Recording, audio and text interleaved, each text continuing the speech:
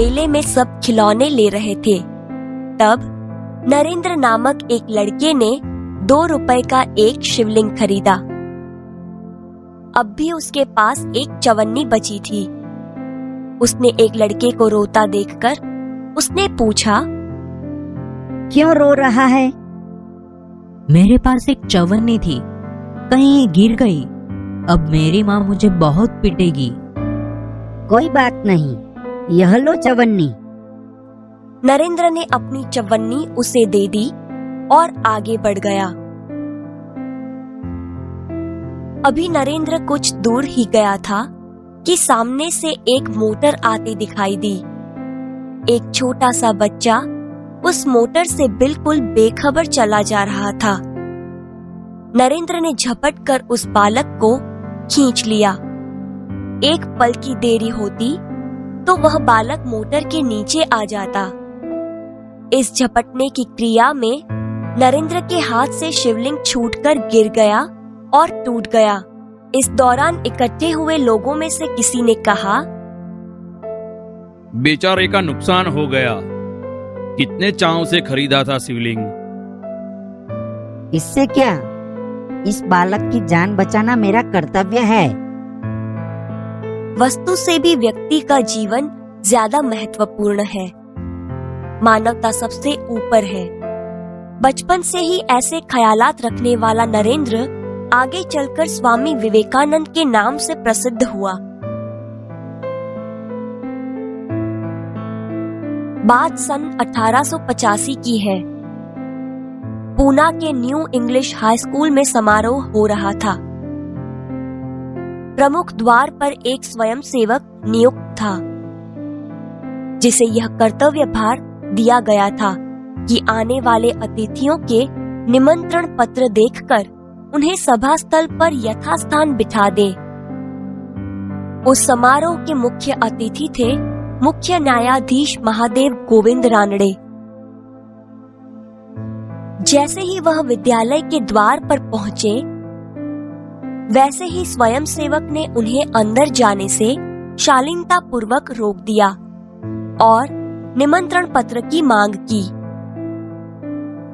बेटा, मेरे पास तो निमंत्रण पत्र नहीं है।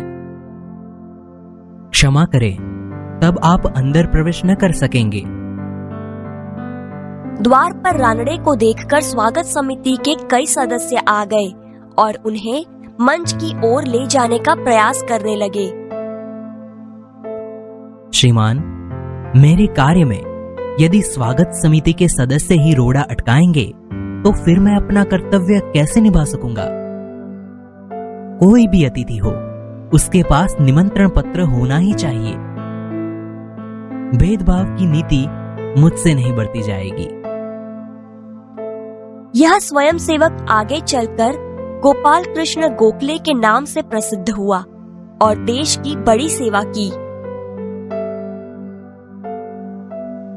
आइए मित्रों, ऐसा एक और प्रसंग सुनते हैं जिसमें सफलता का रहस्य छिपा है। तो सुनिए, सफलता का रहस्य।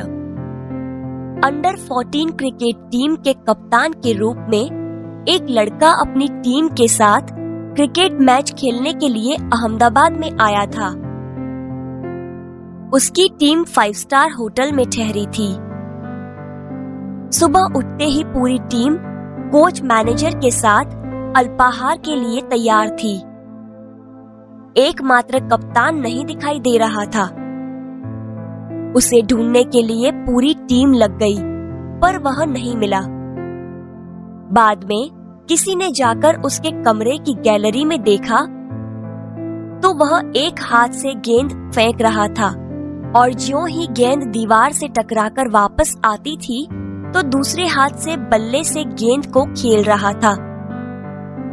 साथी खिलाड़ी टीम में शामिल होने पर ही संतुष्ट थे, लेकिन वह कप्तान होकर भी सारी रात अपने आप अभ्यास करता रहा। उसका अभ्यास एवं क्रिकेट के प्रति लगाव देखकर कोच मैनेजर और सभी साथी खिलाड़ी दंग रह गए। आगे चलकर इस लड़के ने क्रिकेट जगत में अद्वितीय सफलता प्राप्त की। कई विश्व रिकॉर्ड उसके कदम चूमने लगे। किसी ने उसकी सफलता का रहस्य पूछा तो बड़ी विनम्रता से उत्तर दिया, मैं हर मैच 3 बार खेलता हूँ। पहले अभ्यास के रूप में, दूसरी बार सचमुच मैदान में, तथापि मैच के बाद मूल्यांकन व सुधार आवश्यकता के रूप में। यह लड़का कोई और नहीं, क्रिकेट की दुनिया में सफलता के नित नए कीर्तिमान स्थापित करने वाला हमारा सचिन रमेश तेंदुलकर है। सचमुच एकाग्रता, अविरत अभ्यास, कठोर परिश्रम एवं लगन ही सफलता के आधार है।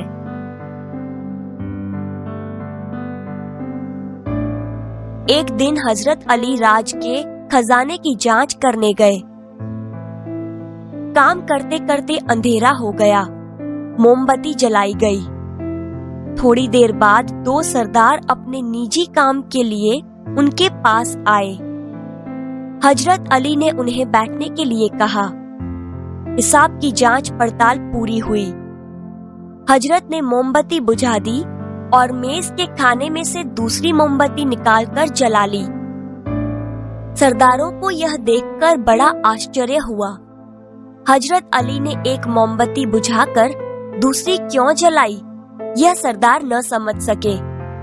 एक सरदार ने बड़ी नम्रता से हजरत अली से पूछा, आपने एक मोमबत्ती बुझाकर दूसरी क्यों जलाई?